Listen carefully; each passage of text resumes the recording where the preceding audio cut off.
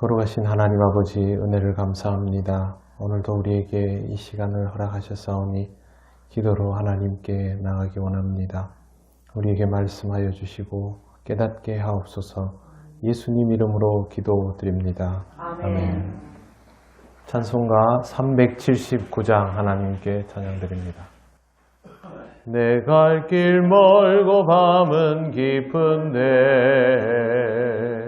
빛 되신 주, 저 본향집을 향해 가는 길 비추소서.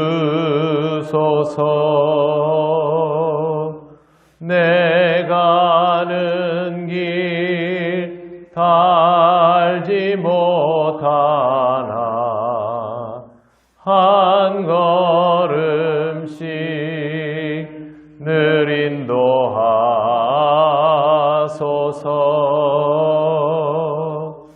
이전에 방탕하게 지낼 때에 교만하여 맘대로 고집하던 이 죄인 사하소서. 내 지은 죄 다 기억 마시고 주 뜻대로 늘 주장하소서.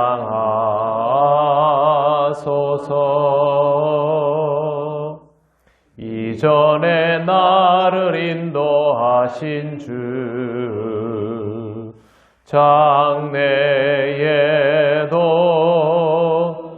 내 앞에 험산 줄령 만날 때에 도우소서. 밤 지나고 저 밝은 아침에 기쁨으로 내 주를 만나리.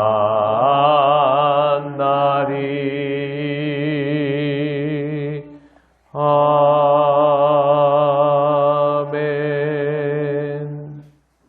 하나님 말씀 로마서 4장 1절에서 3절입니다. 다 같이 봉독하겠습니다. 그런즉 육신으로 우리 조상인 아브라함이 무엇을 얻었다 하리요? 만일 아브라함이 행위로서 의롭다 하심을 받았으면 자랑할 것이 있으려니와 하나님 앞에서는 없느니라. 성경이 무엇을 말하느냐? 아브라함이 하나님을 믿음에 그것이 그에게 의로 여겨진 바 되었느니라. 아멘. 바울은 이제 아브라함을 예로 들어서 말하기 시작합니다. 그런즉 육신으로 우리 조상인 아브라함이 무엇을 얻었다 하리요? 이스라엘 민족의 조상인 아브라함이 과연 무엇을 얻었는가 하는 것입니다. 2절, 만일 아브라함이 행위로서 의롭다 하심을 받았으면 자랑할 것이 있으려니와. 바울은 아브라함이 행위로 의롭다 하심을 얻을 만한 것이 무엇이 있는가라고 묻습니다. 여러분은 이 질문에 대해서 유대인이라면 어떤 답을 하고 싶겠습니까? 유대인이라면 다른 사람들보다는 훨씬 더 의롭지 않습니까? 라는 말을 할 수도 있습니다. 하지만 아브라함에게는 의롭지 못한 순간들도 분명히 존재했습니다. 아브라함의 약점만을 짚으려는 것이 아니라 우리가 성경 안에서만 보아도 몇 가지 사건이 있습니다. 자기 아내를 누이라고 해서 위기를 모면했던 적도 있고, 하나님께서 후사를 주실 때까지 기다리지 않고 하갈을 아내로 맞아들여서 자기 안에서 이제 두 개의 혈통이 나오도록 그렇게 만들어서 두고 이것이 큰 문제가 되게 만들었던 적도 있습니다. 후사에 관해서도 하나님께서 주시는 약속에 대해서 제대로 신뢰하지 못했던 그런 시절도 있습니다. 그 외에도 아브라함이 컨디션이 좋지 않아서 어느 날 주변에 있는 사람들에게 화를 낼 수도 있는 것이고, 우리가 누구나 다 그러하듯이 자기 배우자에게 상처가 될 만한 말을 한 번도 안 했을 리는 없습니다. 사람이라는 것은 결정적인 순간에 이기적인 존재이기 때문에 자신도 모르는 사이에 잘못을 저지릅니다. 이런 부분들이 아니더라도 인간은 근본적으로 자기의 부족함을 채우기 위해서 욕심을 바라는 존재이기 때문에 아브라함에게도 당연히 의롭지 못할 조건들이 갖추어져 있습니다. 인간은 결국 원죄 아래에 있는 존재 아닙니까? 이것은 하나님께서 만들어 놓으신 세상에 대하여 만족하지 못하는 순간부터 비롯된 일입니다. 바울은 이미 성경에서 아브라함의 의로움이 무엇인지를 분명하게 찾아내서 밝히고 있습니다. 3절에 보시면 성경이 무엇을 말하느냐? 아브라함이 하나님을 믿음에 그것이 그에게 의로 여겨진 바 되었느니라. 창세기 15장 6절 말씀을 옮겨 놓은 것입니다. 아브라함이 여호와를 믿으니 여호와께서 이를 그의 의로 여기시고, 그 말씀을 그냥 옮겨 놓은 것이지 바울이 여기에 하나도 토를 단 것이 없습니다. 바울이 쓴 것도 아니고요. 이 구절은 예수님을 믿는 그리스도인들이 의도적으로 이렇게 번역을 해놓은 것도 아닙니다. 원문에서부터 믿음의 조건인 것을 틀림없이 말하고 있습니다. 하나님이 아브라함을 의롭다 여긴 것은 그에게 어떤 행위가 있어서가 아니라 하나님을 믿고 따르기 때문에 의롭다 여겼다라는 것이죠. 바울이 너무도 선명하게 성경에서 찾아낸 이 내용을 왜 유대인들은 보지를 못했을까요? 터널 시야라는 말이 있습니다. 터널 속에 들어가면 터널 안만 보고 주변에 있는 것들을 전혀 볼 수 없는 것처럼 무언가에 몰두하면 거기에 몰두하느라 다른 것을 보지 못하게 될 때 그걸 터널 시야라고 합니다. 자동차의 속도가 올라가면 올라갈수록 시야가 좁아지고 음주운전을 하는 사람들도 초점이 맞지 않으니까 한 곳에 초점을 맞추기 위해서 거기에 쳐다보면 주변을 보지 못하게 됩니다. 그러면 사고가 날 위험이 그만큼 높아지는 것이죠. 심리적인 터널 현상도 있습니다. 한 가지에 집중하고 집착하게 되면 다른 것들을 쳐다보지 않게 되는 것도 터널 시야입니다.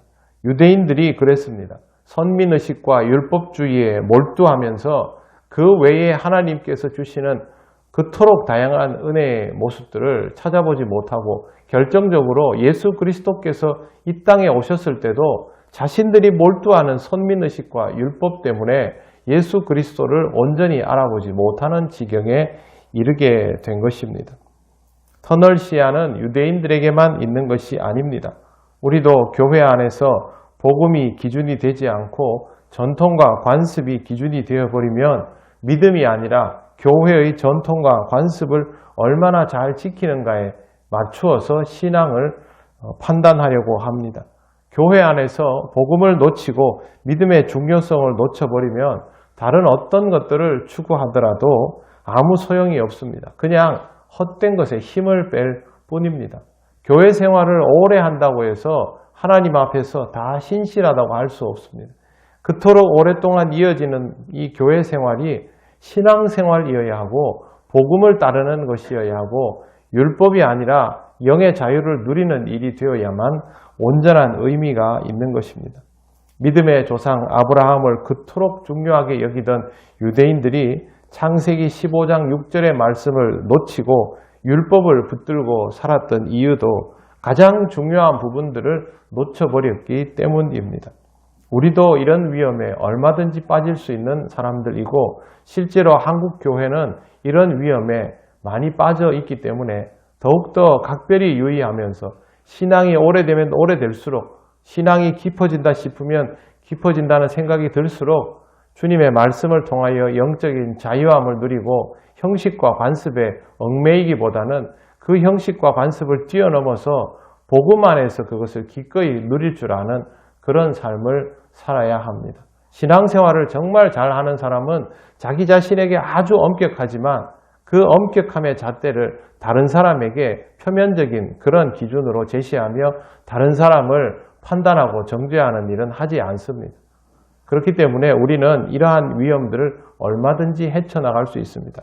바울 자신이 그토록 스스로에게 엄격하지만 다른 사람들에게 그런 잣대를 적용하지 않는 것만 보아도 쉽게 이 의미를 헤아릴 수 있습니다.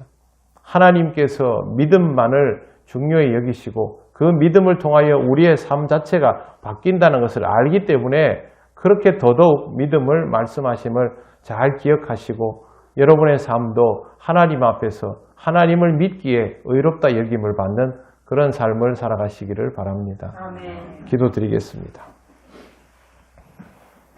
하나님 은혜를 감사합니다. 하나님이 인도하여 주시는 삶에 오직 믿음이 필요하며 그 믿음을 통하여 우리의 인생 자체가 달라짐을 하나님께서 이미 경험하게 하셨사오니 이를 잊지 않게 하시고 여호와를 믿음으로 주를 믿음으로 우리의 길이 더욱 선명해지게 하시고 형식과 율법에 얽매이지 않는 주 안에서 자유함을 누리는 귀한 삶이 되게 하여 주시옵소서.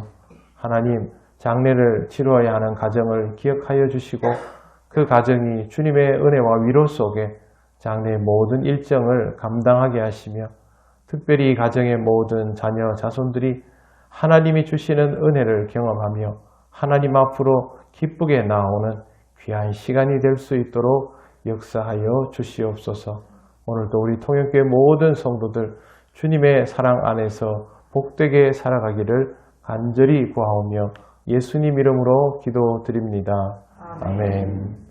하늘에 계신 우리 아버지, 아버지의 이름을 거룩하게 하시며 아버지의 나라가 오게 하시며 아버지의 뜻이 하늘에서와 같이 땅에서도 이루어지게 하소서.